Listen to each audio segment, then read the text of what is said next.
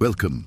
Tonight, we travel far from the noise of the modern world to the vast, wind-swept frontiers of ancient China, a land of stone, dust, and determination, where men and women once toiled for generations to build one of the longest and most enduring monuments in human history, the Great Wall.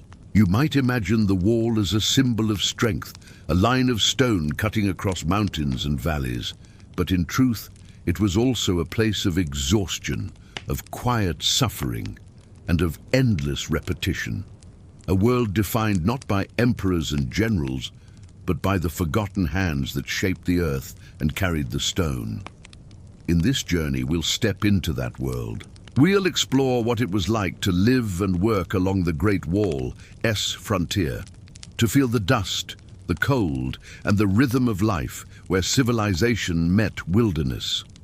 We'll then meet the ruler, whose ambitions set the project in motion, Emperor Qin Shi Huang, the first to unite China under one banner.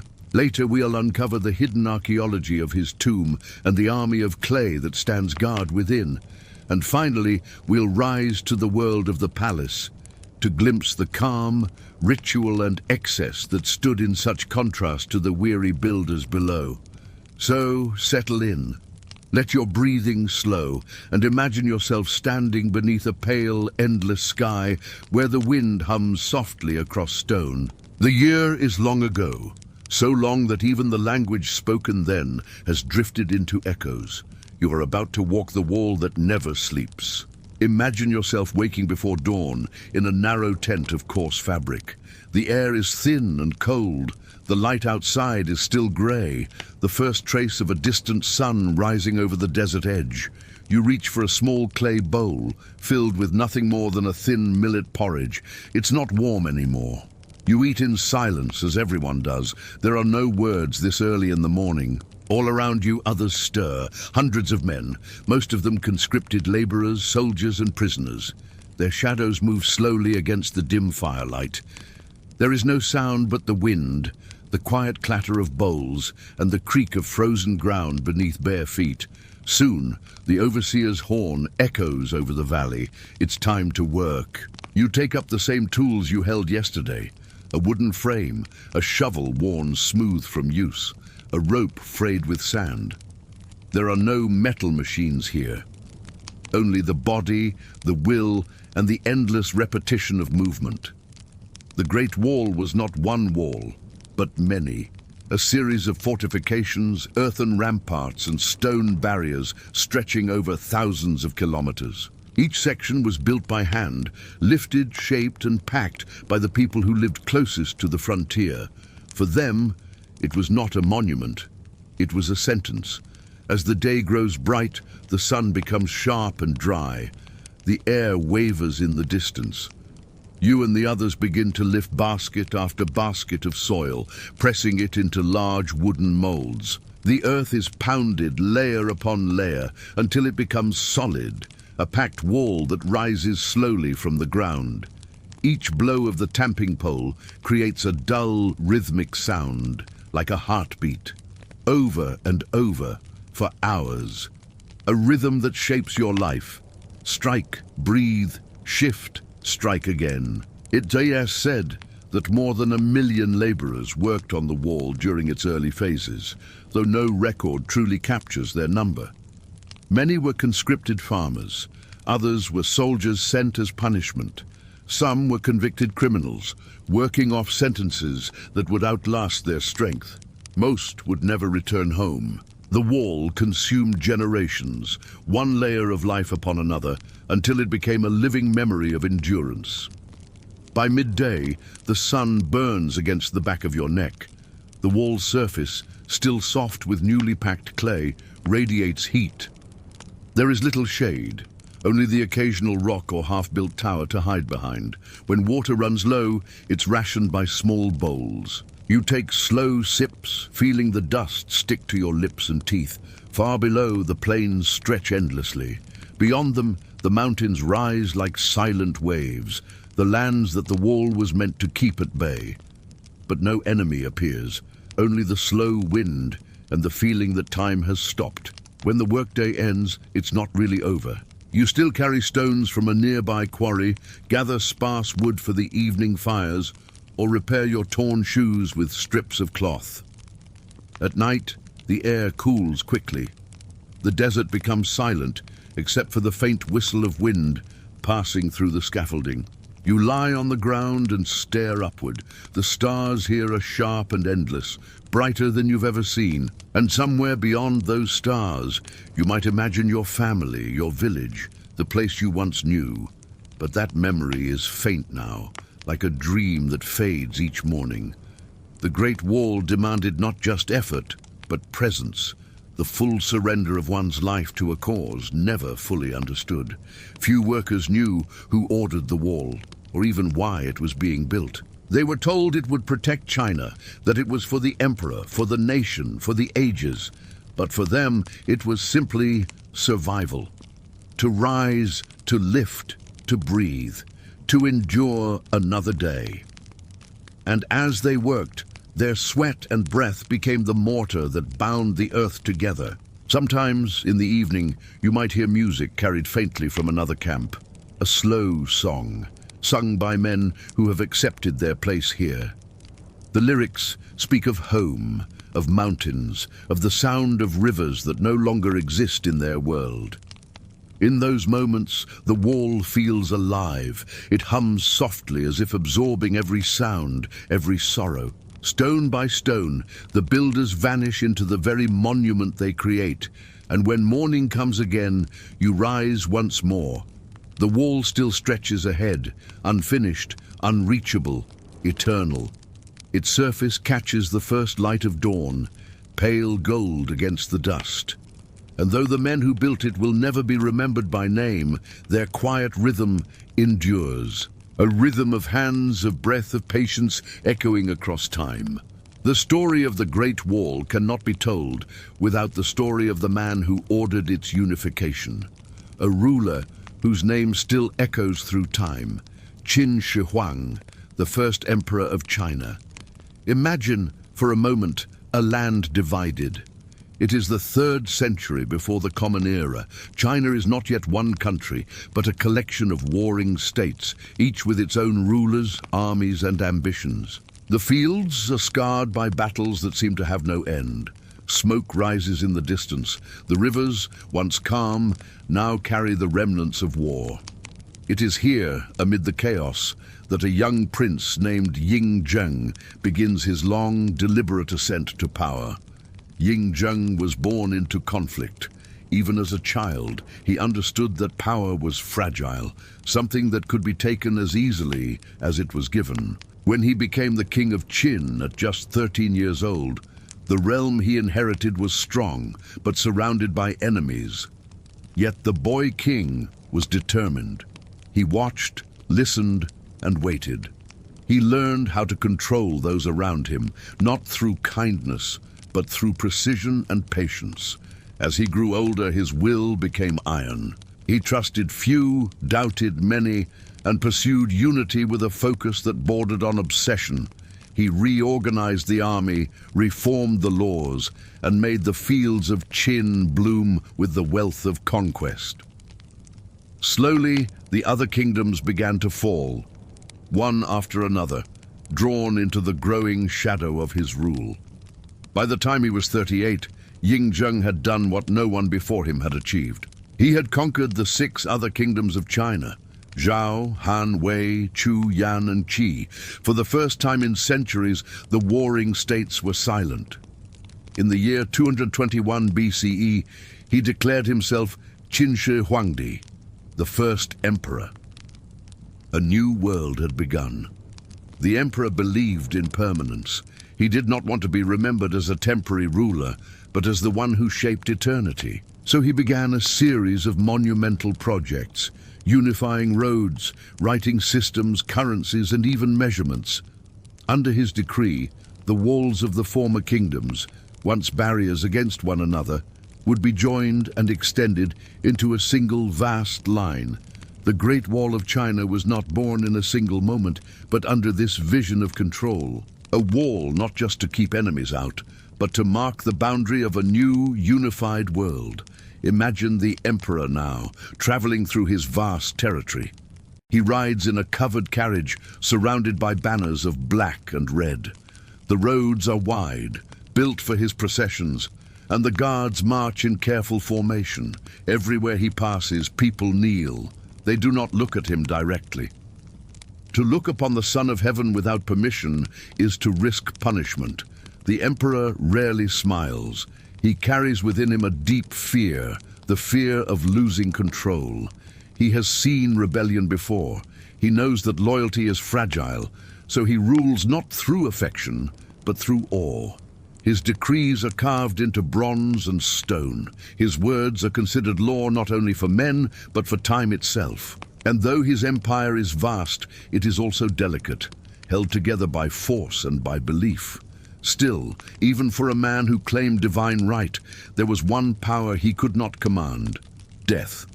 As he grew older, his thoughts turned toward eternity. He began to seek a way to live forever, to escape the cycle that claimed even emperors. He summoned alchemists and scholars, demanding elixirs of immortality. They brought him concoctions of mercury and gold, promising that each sip would grant eternal life. The emperor believed them. And so, slowly, unknowingly, he began to poison himself in his pursuit of endless rule.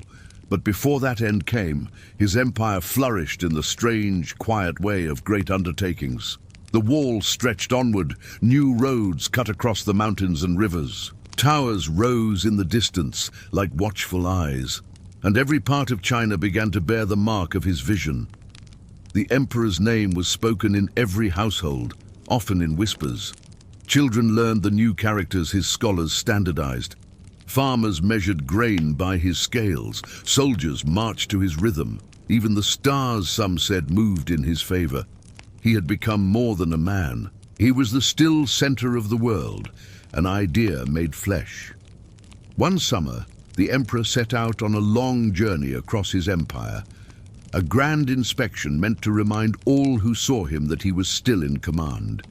He traveled with hundreds of attendants, scribes, and guards. But along the dusty roads of eastern China, his health began to fail. The heat was relentless. The air shimmered. By the time his entourage reached the coast, he could no longer rise from his carriage. The once immortal emperor grew silent. When he finally died, the news was kept secret for weeks. His ministers, terrified of unrest, sealed his carriage and filled it with fish to mask the scent of decay. They carried his body back to the capital in silence, pretending he still lived, issuing orders in his name. By the time the procession reached the city, the empire already trembled. The man who had united China was gone, leaving behind a monument of both brilliance and fear. And yet, his vision endured. The wall continued to grow long after his passing. His tomb, a creation of unimaginable scale, waited beneath the earth, sealed and undisturbed. And the name Qin Shi Huang became legend. The first emperor, builder of walls, seeker of eternity. The wind that once touched his banners now whispers across the stones of the wall itself, the same stones once shaped by hands long forgotten. And if you stand there on a quiet night and let your gaze stretch across the distance, you might almost feel that same ancient presence, a reminder of one man's dream to hold the world together, and how even dreams as vast as empires eventually fade into dust. But beneath that dust, secrets remain, and the silence of the tomb still waits to be uncovered. Now let your thoughts drift downward, beneath the surface of the earth. Deep under fields of quiet farmland in Shanxi province, there lies a world built for the afterlife. It has slept in silence for more than 2,000 years.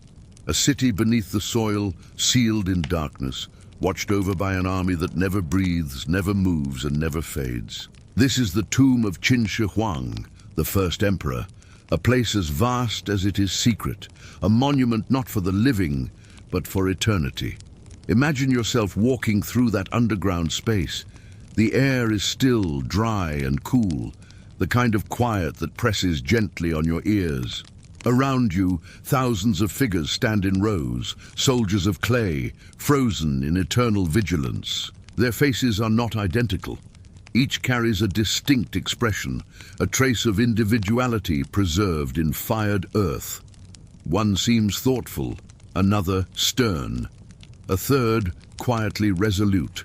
They are dressed in detailed armor, their hands once holding bronze weapons that have long since darkened with time. Their horses, chariots, and officers all arranged in perfect formation, facing east toward the lands the emperor once conquered. Above them lies the weight of centuries of soil and the gentle hum of the modern world that has forgotten their names. The terracotta army was discovered by chance in 1974 by farmers digging a well. Their shovels struck something hard, not stone, but sculpted clay. Soon archaeologists arrived, uncovering fragments of faces, helmets, and torsos. What they found changed our understanding of the ancient world. A single pit revealed hundreds of warriors. More excavation revealed thousands. And beneath it all, still sealed and untouched, lay the emperor's central tomb, a chamber said to hold unimaginable treasures and dangers. According to the ancient historian Sima Qian, who wrote over 2 millennia ago, the tomb was constructed by more than 700,000 laborers over decades. The central chamber was built to mirror the empire itself, with rivers of flowing mercury representing the great waterways of China. The ceiling, it is said, was decorated with jewels to resemble the night sky, and around the emperor's resting place were traps, crossbows ready to fire, designed to protect him even in death. But no one has opened the main chamber. Even today, modern archaeologists hesitate. The mercury levels in the surrounding soil are dangerously high, supporting Sima Qian's ancient account. To open the tomb would risk destroying the delicate world within. The pigments that still cling to the clay soldiers, the silk banners, the wooden chariots that once gleamed in torchlight. So the emperor still lies there, untouched. His secret, preserved by the same patience that shaped the wall itself. Now, close your eyes for a moment and imagine that ancient construction. Thousands of workers descending each morning into a vast pit, carrying baskets of soil, clay, and stone. Artisans shaping heads and hands, carving eyes that would never see, lips that would never speak. Each figure was once painted in vivid colors, reds, blues, greens, and blacks. When the paint was new, the army must have looked alive, as if ready to march at any moment. But centuries of darkness have softened them. The color has faded, leaving them pale and calm. They no longer resemble soldiers so much as memories of them, quiet reflections of a vanished age. Some believe that the emperor's soul still commands this silent army, that he wanders unseen through the tunnels and corridors, inspecting his troops. Others see it differently, as a warning from history, a symbol of how absolute power builds monuments, not just to glory, but to loneliness. In the dim light of the excavation halls, the terracotta army stands as a paradox, still and yet alive, forgotten yet immortal. Each face, shaped by human hands, seems to hold a question. Who were the men who sculpted these figures? Did they see themselves in the soldiers they molded? Did they leave a trace of their own faces behind? Perhaps that is why the figures feel so human, because they are, in a way, portraits of those who built them.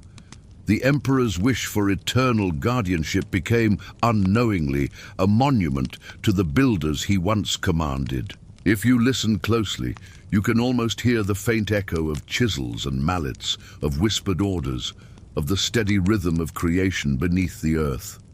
Each sound absorbed by the clay, preserved in silence. The terracotta army is more than a tomb. It is an afterimage of an empire's breath, a reminder that even the grandest dreams are made of human effort, human hands, and human lives. And above, on the surface, the world continued to turn. The seasons passed, the dynasty fell, the wall grew longer, and the soldiers below slept on, unchanging, unbroken, eternal. Now let us rise once more from the earth, leaving behind the shadows of the tomb to step into the bright halls of the Forbidden City, where luxury, ceremony, and calm replace the endless toil of the frontier. Now let the dust of the ancient tomb settle behind us, and imagine the slow chime of bronze bells echoing through an immense palace courtyard. The scent of sandalwood drifts through the air. Silk curtains sway softly in the late afternoon light. Somewhere, a distant guqin hums, its notes fading like ripples in still water. We are now in the Forbidden City, the heart of imperial China. A world not of labor or conquest, but of ritual and restraint. Here, every step, every glance, every word was governed by centuries of etiquette. It was said that even the emperor's laughter had to be graceful. Nothing, not even joy, was without ceremony. Picture the Hall of Supreme Harmony, its vast wooden pillars lacquered deep red, its throne raised high beneath a golden dragon ceiling. When the emperor entered, hundreds of officials would kneel in perfect silence, their foreheads touching the polished floor. A single movement of the emperor's hand could command armies, pardon lives, or change the course of history. Yet, within these walls, power often felt quiet, heavy, like the stillness before a storm that never comes. Beyond the throne hall, through winding courtyards and moon gates, lay the emperor's private world, the inner palace, where concubines, eunuchs, and attendants filled the air with whispers. It was here, in the banquet halls, that the empire celebrated itself. Feasts were not just for indulgence, they were performances, elaborate symbols of harmony and cosmic order. Imagine walking into one of these banquets. 1,000 candles flicker in golden holders. The polished bronze mirrors reflect their glow, multiplying it into a soft haze. Long tables stretch endlessly, covered in silk cloths embroidered with dragons and clouds. Dishes are arranged not just for taste, but for balance, sweet against sour, crisp against soft, hot against cold. Food was philosophy just as much as sustenance. You might find roasted duck brushed with honey and plum, simmered lotus roots stuffed with glutinous rice, crystal dumplings gleaming with translucent skin, and shark fin soup poured into jade bowls. The air carries hints of sesame, ginger, and rice wine. Every movement of the servants, the bow, the pour, the placement of each dish, was rehearsed to perfection. In this world, precision was beauty. At the head of the hall, the emperor sits beneath silk banners painted with the symbols of the 5 elements. The empress to his side, serene as a statue carved from ivory. Officials from distant provinces line the tables below, dressed in rank robes, red, blue, black, embroidered with the birds or beasts that marked their status. They eat carefully. Never before the emperor lifts his chopsticks. They laugh softly, only when he smiles.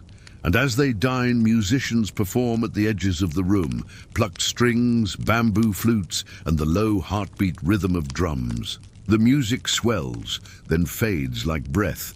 It does not hurry because here, time itself belongs to the emperor. Yet beneath the grandeur there was something fragile. For the Forbidden City was a world walled in on all sides. The outside world, the people, the fields, the changing winds, rarely touched this place.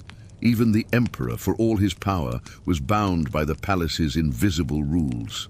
He was the son of heaven, yet he could not leave his own gates without ceremony. In this golden cage, he was both ruler and prisoner. The palace was also filled with secrets, alliances whispered in corridors, rivalries hidden behind silk fans. The eunuchs, who managed every detail of the court, were the unseen hands of the empire. Concubines sought favor not only with beauty, but with cunning. And officials bowed deeply while hiding their own ambitions beneath calm faces. To survive here, one had to move as quietly as a shadow and think as carefully as a chess master. Outside the banquet halls, The nights of the Forbidden City were breathtaking in their silence. Snow would drift across the courtyards, settling on carved stone lions and bronze urns. Oil lamps glowed faintly through window screens, painting the snow gold. A single servant's footsteps might echo for minutes before fading. In that stillness, one could almost forget the noise of the world beyond the palace walls. The wars, the farmers, the traders, the endless movement of life. Here all was symmetry and control, a balance between beauty and emptiness. But even beauty fades. Dynasties rose and fell. New emperors came and went. The halls that once hosted banquets for 1,000 guests eventually echoed with the sound of emptiness. Dust settled on lacquered floors, silk banners dulled with age. And where music once filled the night, only the soft wind remained.